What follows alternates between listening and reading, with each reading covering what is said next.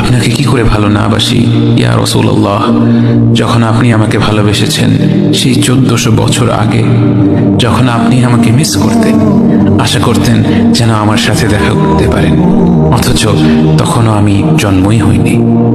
সেদিন সাহাবীরা আপনার চোখে পানি দেখে বলল, ইয়া রাসূলুল্লাহ, আপনি কাঁদছেন কেন?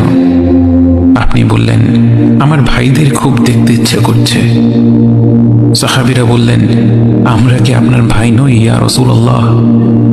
আপনি বললেন, না, তোমরা আমার সাহাবী। আমার ভাই হলো তারা যারা আমার পরে আসবে এবং আমাকে কখনো না দেখেও তারা আমাকে বিশ্বাস করবে। মৃত্যু শয্যায় শুয়ে আপনার অন্তরে এই চিন্তা ছিল যে আমাদের পরিণতি কি হবে। উম্মতি উম্মতি বলতে বলতে আপনি আপনার রবের নিকট ফিরে গিয়েছেন।